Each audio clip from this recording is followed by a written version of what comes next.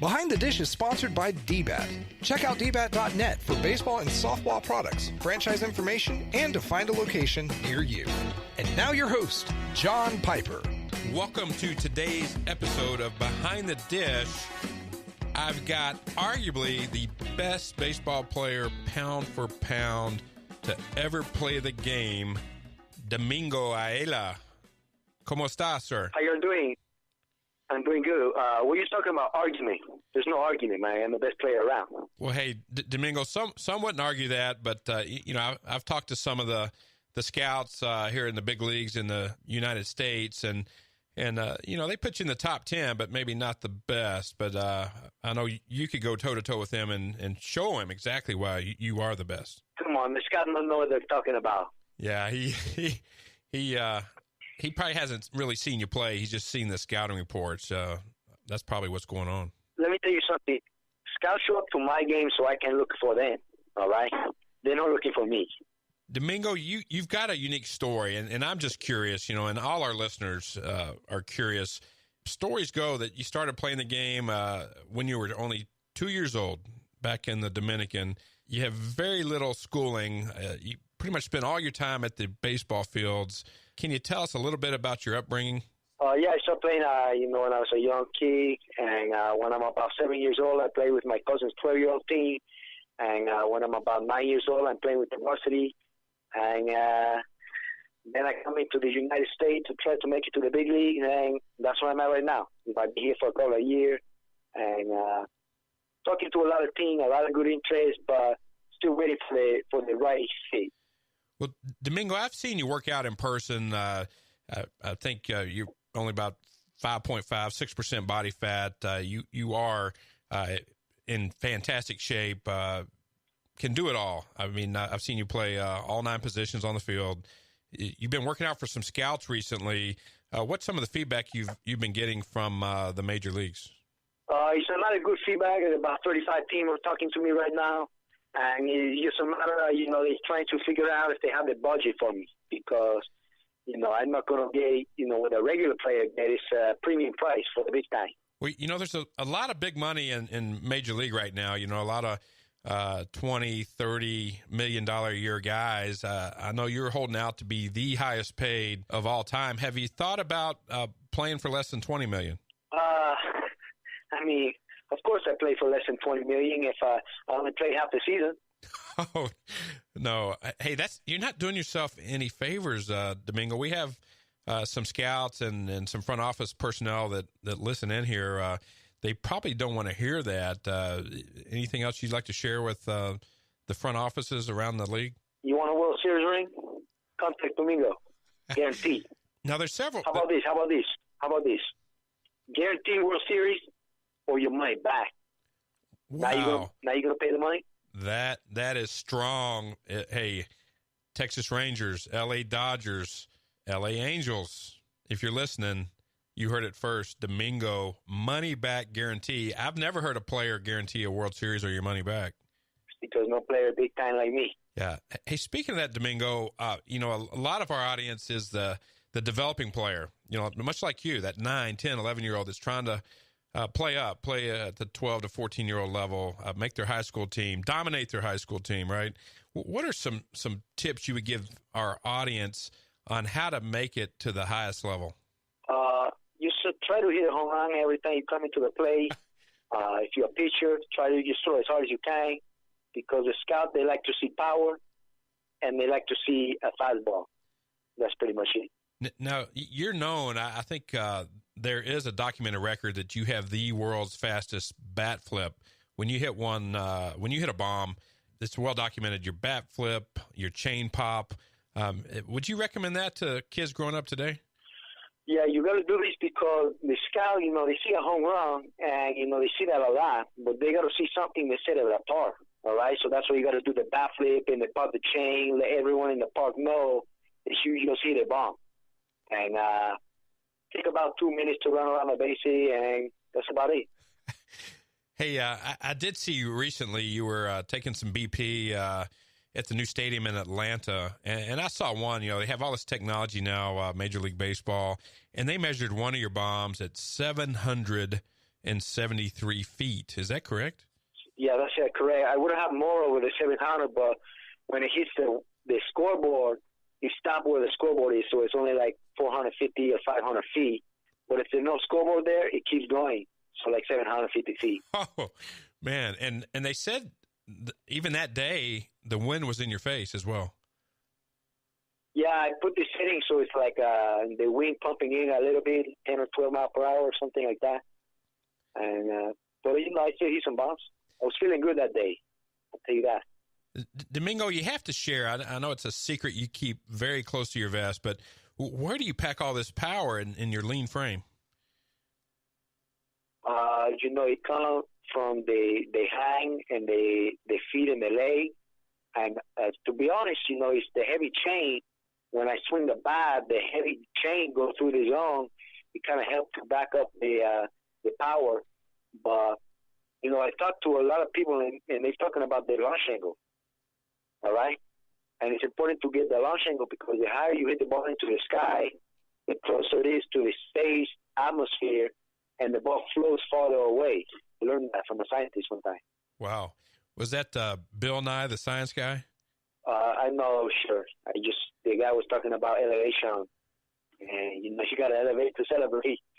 So. Hey, Domingo, I know you don't have much time to watch TV. You're always out practicing. Bill Nye, the science guy, had a TV show that a lot of folks likes to watch back in the I think the 80s and 90s. That was when you were spending all your time on the field, right? I'm only 17, so that's before my time. Oh yeah. Sorry about that, and you do look young. I thought you were a little older than that, but hey, one thing I wanted to ask 17 and a half. What's that, Domingo? 17 and a half. Okay, yeah, 17 and a half. So you can't even vote here in the U.S. yet. Well,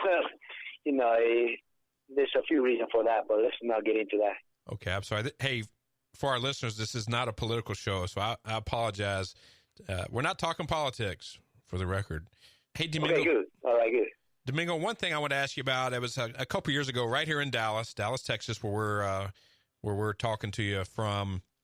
You made an agent change. You went from your longtime agent to a young up-and-coming agent named Kay Griffiths right here in Dallas, and that's about the time your career really started to take off. Can you reflect back on that moment here at the Dallas Winter Meetings, really elevated your career?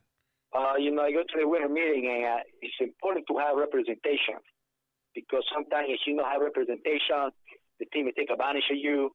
And so, I like to work with Kay because I just say, hey, Kay, talk to this guy. Hey, Kay, talk to that guy. And boom, before you know it, 35 teams talking to me. I didn't realize Cade was bilingual. He's pretty fluent in Spanish. Is that right? No, but I can't usually understand what he's talking about. Yeah, he's got a way to communicate in any language. That's for sure. What was the biggest deal he's brought to you thus far? Just say exposure. Talking to all the teams and stuff like that, and it's been pretty good. Yeah, hey, I know there's a lot of injuries right now in the major league. This is the time of year where GMs are looking for a high impact player like yourself. Is there one certain team you'd love to go play with next week? Any general managers that you really like to play with, or some that you would never play for? No, I just whatever team pay me the most. That's what I'm looking for right now. The highest bidder that's going to meet my asking price. Because let me tell you something right now, no matter who you play for, the manager, they're not the one writing the lineup. They just say, doing whatever the front office tell them to do. Is one of your contract stipulations that you're going to have to make the game day roster each and every day, the lineup? Oh, no, that's just going to happen because I'm so good. And how many days a week could you pitch if they called your number? Well, I could throw left and right-handed, so maybe 4 days a week. Any soreness when you pitch twice a week? Any soreness? Does it slow you down any on your hitting? No, there's a lot of soreness for the opposing team, though. Oh, their egos. The egos are very hurt.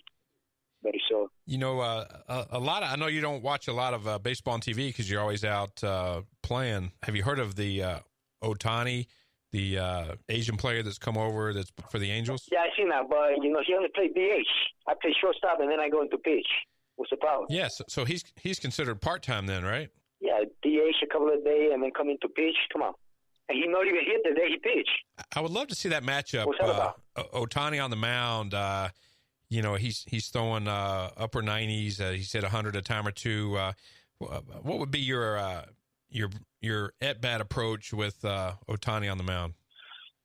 With him, I would get the high leg kick, drop in the hands, and you swing as hard as I can. Because when you make the good contact with 100 mile per hour, that's when you're getting that 700, 800 foot bomb every time. That gets back to the science, man. I'm real impressed. I didn't realize you put so much science and physics behind the art of hitting a baseball. I'm impressed. Hey, you're a student of the game.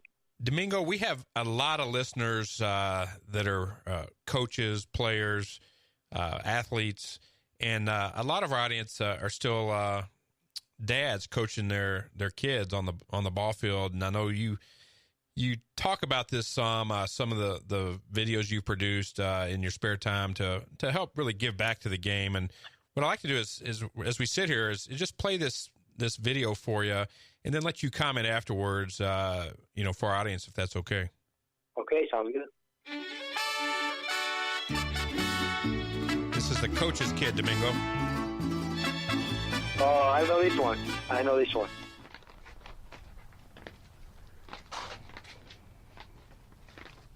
Let's see where they got me today. Second base? Who's playing shortstop? Coach's kid. Welcome to Daddy Ball. I played on a team with a coach's son one time. Never do that again. Coach's kid playing shortstop? Is this a yo? I'm sitting at second base watching the shortstop, the coach's kid, make about 15 errors in a game. Oh, come on, man. Make a play one time. When there's about 15 other players that are better than he. The best, after every play, Mr. Coach over there in the dugout, it's all right, Junior, get the next one. What you're talking about, he's going to get the next one. He's at about 40 next one. He haven't made one of them. Get it next time. Yeah, right. Then Mr. Coach makes some excuse about why Junior playing over there shortstop and not you. Oh, Domingo, you're our best second baseman. What are we going to do if you're not over there? I don't care. Put a 7-year-old over there. You can put a chair over at second base. It's going to be better than your son. Don't get me started on the hitting part. Just because your son is fast, no mean he should be a leadoff hitter. Speed no matter if you can't hit the ball. Your son batting $165. His batting average almost as much as his fielding percentage. But he's playing every day at shortstop and batting first. I don't even know what's worse. The fact that you're playing your son at shortstop every day, or the fact he's batting 165 and you're still batting him at leadoff. I can't even get an RBI because your son's never on base. Come on, man, open up your eye one time. I'm done. Welcome to Daddy Ball. Oh, there's number 7 on the day. Hey, why don't you just sell your glove? You can sell it for brand new because it's never made a play. Domingo, I have to, as we're sitting here watching this, your body language, you're getting kind of angry, I can tell. What's your thoughts? Hey, it's a tough time when you're not playing in the position because the coaches keep playing over there. Well, there's 2 million kids in youth baseball across the country. So let's face it, Domingo, a lot of those teams are coached by, the dad. And there's a lot of coaches' kids out there on the field. And you've been to a lot of ballparks. You see this often. What needs to change in the youth game? Your message to the dad that's out there coaching his son, what would you share with him? If you're somebody $120, don't put him in leadoff. If you make an error every other play, don't play him in shortstop. That's it. Yeah, it's pretty simple and straightforward. Sometimes it's hard to put that wall up between dad and coach. We talked to many coaches around the country, and it's hard to turn it off. I admit, but that's great advice for our listeners. And Domingo, you're real busy this summer. If you don't sign with a major league team, you've got a really active schedule. If you could tell the audience where they can find you this summer, and also where they can find you on social media. Oh, I'm going to be all over the place. Too many places to even think about. I'll be in Dallas, Pittsburgh, Omaha, Colorado, a few places. It's all over the place. You can check the schedule at www.domingobaseball.com, and that's Domingo Baseball, Beisbol. That's the right way to spell it.